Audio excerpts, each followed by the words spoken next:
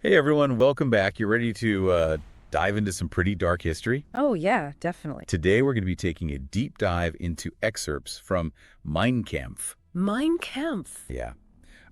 Which, if you don't know, it's basically like a combination autobiography and seriously twisted political manifesto. Written by, of course, Adolf Hitler. Yeah. And, it's a controversial book for sure, To say the least. to say the least. But it's essential, I think, if we want to understand how one of history's most disturbing figures, came to be. Absolutely. Yeah. And just to be super clear right up front, we are not here to endorse any of the hateful garbage that's in this book. No. We're here to analyze it, try to understand it, and maybe see how Hitler's personal experiences and warped worldview led to the horrors that that we know all too well. Right. So with that said, let's maybe rewind the clock a little bit and look at Hitler's early life. Okay. What do we know? What do we have here? Well, we've got this young guy, passionate about art, wants to be a painter, but his dad, really wants him to become a civil servant. Yeah. Wow. I mean, that's interesting already, right? I mean, it's almost like a foreshadowing of his obsession with controlling everything later. Right? Yeah, that's a really interesting point. Even as a teenager, Hitler was super headstrong. Really? Yeah, and just refused to bend to his father's will. Yeah. And this early conflict, I think, really seems to have solidified his determination to just forge his own path no matter what. Wow, talk about a rebellious teenager, right? But instead of starting a punk band, he, writes one of history's most dangerous books. Yeah, right. Yeah. So where do we go from there? Well, this is where things get really interesting, actually. He actually gets really sick. Ooh. Yeah, a serious lung ailment. And it forces him to abandon his studies, and he has to go back to a life of poverty. So he's dealing with some serious setbacks, I imagine, and probably a lot of resentment at this point. Exactly. Yeah. Exactly. And this is where Vienna comes in. Oh, This city that would have a massive impact on his thinking. Vienna. The city of waltzes and, fancy cafes. Right. What could possibly go wrong? Yeah, right. Well, at the turn of the century, Vienna was a city of extremes. Okay. Hitler himself talks about, seeing incredible wealth and just heartbreaking poverty, just side by side. He even describes it as this place that greedily attracts men to its bosom, he says, in order to break them mercilessly in the end. Wow. That's dark, man. It really sounds like he saw Vienna as this cruel and unforgiving place. He did. And it's in this environment, surrounded by such stark contrasts, where he starts developing some really twisted ideas about society and disturbingly racial purity. Yeah. Do you think those extreme contrasts that he saw in Vienna played a role in his, later obsession with racial hierarchies? Yeah. And, creating this master race? Is was he trying to impose the kind of rigid social order that he witnessed? That's a really insightful connection, actually. I mean, it's definitely possible that those experiences really shaped his views on how society should be structured, Yeah. He witnessed these stark divisions in Vienna, and maybe in his mind, maybe those divisions needed to be even more extreme, more clearly defined to create the kind of society that he envisioned. That's a chilling thought. So we have a frustrated artist. Right. Struggling with poverty, starting to develop this warped view of society. What happens next in this twisted origin story? Well, this is where his exposure to Marxism and anti-Semitism comes in, okay? And it might surprise you, but at first Hitler actually supported universal suffrage. Really? Hitler's supporting something that gives more people a voice. Yeah, I know, right? Seems kind of out of character for a future dictator. It really does. But you have to remember the context. Okay. He saw the Habsburg regime as this big obstacle to German nationalism. So anything that could weaken it, even democracy, seemed appealing at the time. Okay. So it was more about weakening his enemies than actually believing in democracy. Exactly. But then his views take a really dark turn. Okay. As he becomes exposed to the Social Democratic movement in Vienna. Okay. And he's seeing it through the lens of his growing anti-Semitism, and everything changes for him. So his hatred of Jewish people starts to poison his whole political outlook? Unfortunately, yeah. Yeah. He claims that he saw through this so-called language of the Jew, believing it was all a mask for some evil plot. Wow. And this belief, combined with his growing disillusionment with how democracy actually worked, led him to completely reject the social democratic movement. Wow. So his prejudice becomes the foundation for his political ideology. Yeah. That's crazy. It is. And he even wrote about this transformation. He did. Yeah. He said, from being a soft-hearted cosmopolitan, I became an out-and-out anti-Semite. That is chilling. It's like watching the seeds of hate, like being planted. Yeah. Yeah. And those seeds would grow into something truly monstrous. Yeah. And his disillusionment with democracy also played a huge role in shaping his later actions. Yeah. I mean, he saw elected officials as nothing more than political manipulators who lacked real character or responsibility. Yeah. So he basically just lost all faith in the whole system. He did. Yeah. But how did he go from criticizing democracy to wanting to completely destroy it? Well, that's a story for part 2 of our deep dive. Okay. Where we'll unpack how those early frustrations and his warped worldview eventually led him to, outline this plan to seize power and reshape Germany in his own twisted image. Okay. I am ready for part 2.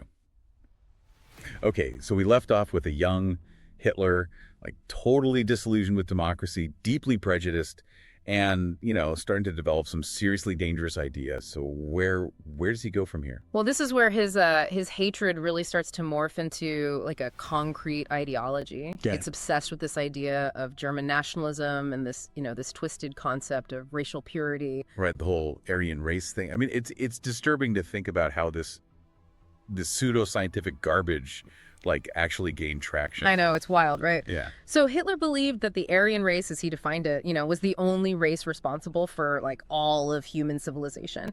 He even called them the Prometheus of mankind. Prometheus of mankind. Like they were these godlike beings, Yeah. destined to rule the world. It's like something out of a bad sci-fi movie. Yeah, totally. But for Hitler, this was serious stuff. He genuinely believed it. Absolutely. And it wasn't just, a matter of prejudice.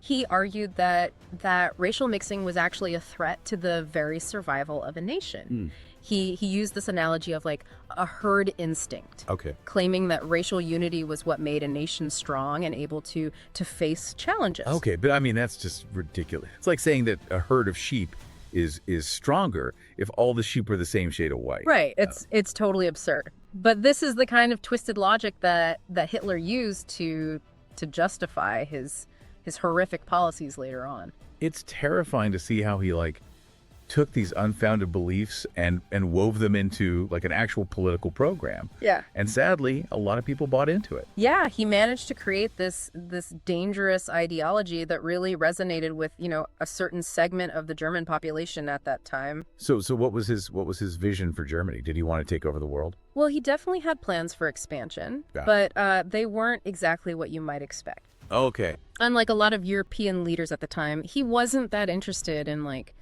building an overseas empire. Really? Yeah. So no German colonies in Africa or Asia? Nope. Hitler actually thought that chasing colonies was a waste of time and resources. He believed those territories were unsuitable for large-scale European settlement anyway. Huh. That's kind of surprising. Yeah. So where did he want to expand? He set his sights eastward towards Russia. Okay. This is where his infamous Eastern policy comes into play. Okay. The idea of securing living space or Lebensraum for the German people. Lebensraum. What's that all about?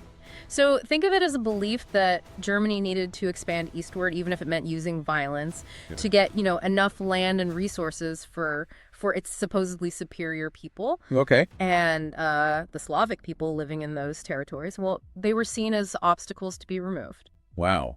So it was basically a land grab fueled by racism and a sense of superiority. Exactly. And this drive eastward was also connected to Hitler's intense hatred of Bolshevism. Okay. You see, he saw Bolshevism, which, he believed was a Jewish conspiracy, as this huge threat to European civilization. He really had a knack for twisting things around, didn't he? Turning political differences into racial hatred. He did. He saw everything through this, this distorted lens of anti-Semitism. You see, for Hitler, the threat of Bolshevism wasn't just political. Yeah. It was deeply intertwined with his anti-Semitism. He actually believed it was a Jewish plot for global domination. It's like he created this whole alternate reality where everything bad was somehow connected to Jewish people. It was a dangerous and delusional way of thinking, and unfortunately, it had real-world consequences. So we've got racial superiority, territorial expansion, and a scapegoat in the form of Jews and Bolsheviks. It's truly a toxic mix. But how did he plan to actually achieve these goals? Like, how do you think he was going to pull this off? Well, that's where his ideas about propaganda and organization come in. Okay. He was obsessed with controlling the message and building a powerful movement that could carry out his will. So it's not just about the ideas themselves, it's about how to spread those ideas and make them stick. Exactly. Hitler saw propaganda as a tool to shape public opinion, to manipulate the masses. Mm-hmm. And he wasn't interested in, complex arguments or nuance. Right. He was all about the simple, powerful slogans. Yes. That appealed to emotion rather than reason. Absolutely. He famously said that the receptive powers of the masses are very restricted and their understanding is feeble. He basically thought most people were easily swayed by, simple, repetitive messages. Wow. What a cynical view of humanity. Yeah. But sadly, it's often effective, isn't it? I mean, look at how propaganda is used today on social media and in political campaigns.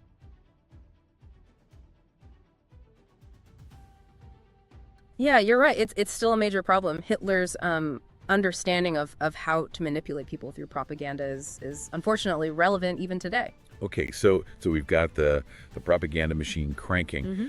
But how did he organize his followers to actually seize power? Well, he was a fanatic about organization and control. Okay. He spent a lot of time in Mein Kampf describing his approach to building a movement. Mm. He stressed things like strict hierarchy, unwavering loyalty, and iron discipline.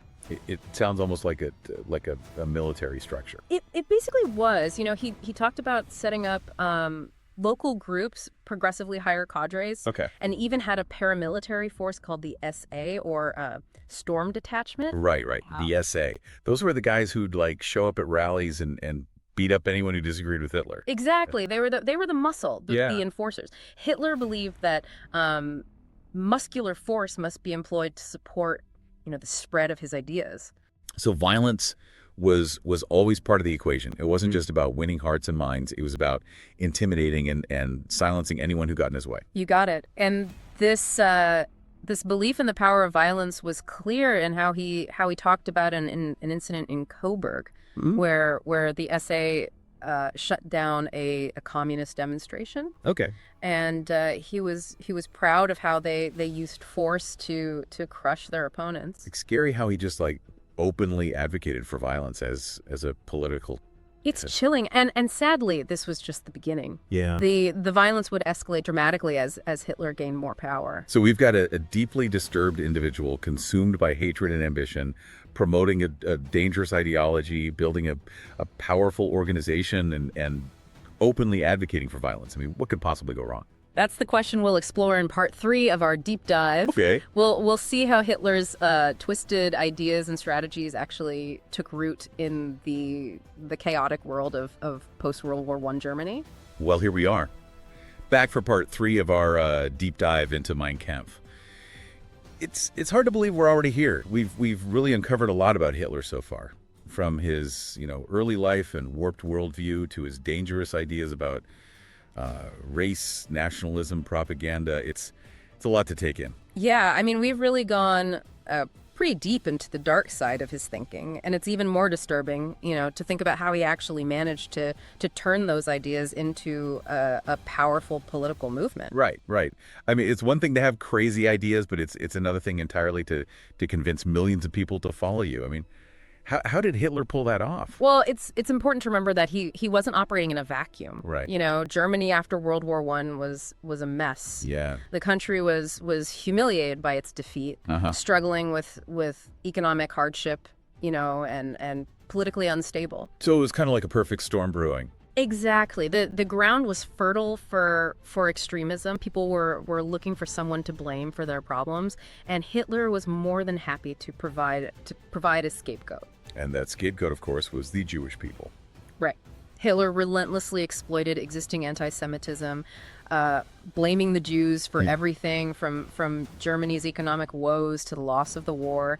He even called the Treaty of Versailles, which imposed harsh penalties on Germany after the war, a Jewish conspiracy. So he tapped into people's fear and resentment, giving them a simple enemy to focus their anger on. He was a master at playing on people's emotions, and he also took advantage of the fact that many Germans, felt betrayed by their own government, the Weimar Republic. The Weimar Republic. Can you give us a little background on that? I'm not super familiar with German history. Sure, yeah.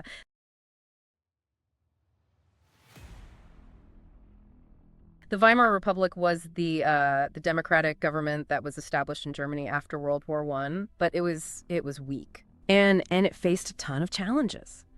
Economic depression, political violence, opposition from both the left and the right. So it was this fragile democracy just kind of like trying to hold things together in a really turbulent time.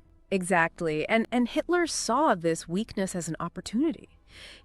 He positioned himself as this strong, decisive leader who could restore Germany to He was greatness. basically saying, like, look at this mess, I can fix it. Pretty much, yeah. He promised to tear up the Treaty of Versailles, rebuild the military, create jobs, and of course get rid of the Jews. Yeah, it's a familiar playbook, unfortunately. Scapegoating, fear-mongering, and promises of a glorious future. And sadly, it worked. A lot of people were so desperate for change, so disillusioned with the status quo that they were willing to overlook Hitler's extremism. It's a reminder of how dangerous it can be when people lose faith in democratic institutions. Absolutely, and it's worth noting that Hitler wasn't alone in pushing these extremist ideas. There was a whole movement of right-wing nationalism and anti-Semitism brewing in Germany at the time. So he was both a product of his time and a catalyst for the horrors that followed. Right. He tapped into existing prejudices and anxieties, but he also amplified them and used them to his advantage. Man, this has been a